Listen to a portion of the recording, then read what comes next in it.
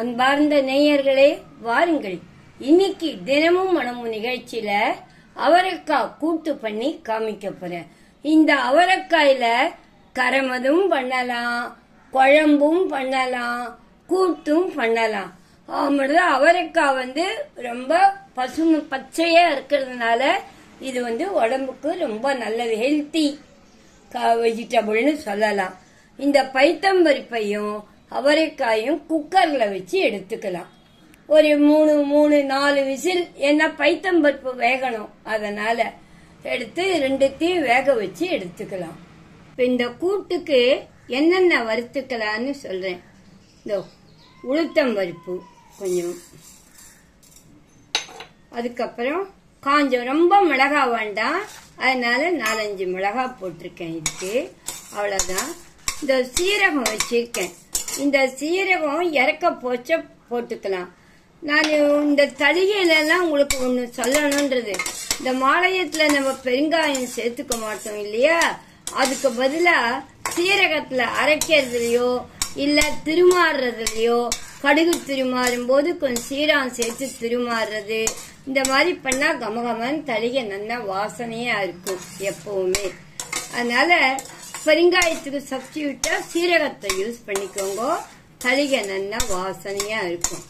இப்ப இத வறுத்துக்கலாம். இறக்க போச்ச தேங்காயும் போட்டு நீங்க வறுத்துக்கணும். இது சீரகமும் போட்டேன், சீரகம் போட்டுட்டு இந்த தேங்காய், இப்ப இந்த தேங்காயும் போட்டு இது பண்ணலாம். இந்த சூட்டுக்கு வறுத்துட்டு இத மிக்சியில நல்லா அரைச்சி எடுத்துக்கலாம். மிக்சியில அரைச்சி எடுத்துட்டோம். இப்ப இந்த அவரைக்காய பாருங்க, இந்த அவரைக்காய் குக்கர்ல வச்சு நான் 4 விசில் விட்டு எடுத்துட்டு இருக்கேன். நல்லா குழைய ஆயிடுத்து. இன்னொன்னு, கூட்டுங்கிறது கெட்டியமா இருக்கணும், கரமது மாதிரி இது உதிராவும் இருக்கக்கூடாது, குழம்பு மாதிரியும் இருக்கக்கூடாது, நடுவு இந்த மாதிரி கெட்டியமா இருக்கணும் கூட்டுங்கிறது.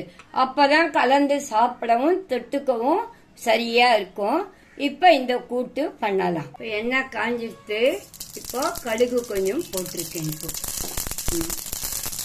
இப்போ கடுகு வெடிச்சிட்டு, கடுகு வெடிச்சதும் கறிவேப்பிலையை போட்டிருக்கேன். கறிவேப்பிலை இது பண்ணிட்டு இப்ப இந்த கூட்டு வேக வச்சிருக்கேன் பாருங்க, அதை போடணும். அதையும் போட்டுட்டு அப்புறம் இப்ப இந்த அரைச்சி வச்சிருக்கோம் பாருங்க, இந்த அரைச்சி வச்சதையும் அதுல நம்ம சேர்க்கணும். இப்போ நம்ம இதுல தேவையான அளவு உப்பையும் சேர்க்கலாம். முதல்ல கொஞ்சம் இதை சேர்த்து கலரிட்டு அப்பதானே ஒத்து வரும், அதனால இதை கலரிட்டு இத உப்பு போடுறேன். இப்போ இந்த தேவையான அளவு உப்பும் போட்டிருக்கேன். கூடுமான வரைக்கும் நம்ம கல்லுப்பே யூஸ் பண்ணலாம். கல்லுப்பே யூஸ் பண்ணாதான் நல்லா இருக்கும். இந்த உப்பெல்லாம் பொடியா இருக்கிற உப்பெல்லாம் ஒவ்வொன்றும் நல்லாவே இருக்கிறது இல்ல, அதனால கல்லுப்பே சேர்த்திருக்கேன். ஒரு கொதி வரட்டும். இது இப்ப பாருங்க, கலரினதும் நல்லா சேர்ந்து வந்திருக்கு. இந்த கூட்டுக்கெல்லாம் அவா இஷ்டம், தேங்காய் எண்ணெயும் சேர்த்துக்கலாம், நல்லா இருக்கும். தேங்காய் எண்ணெய் இது பண்ணிட்டா.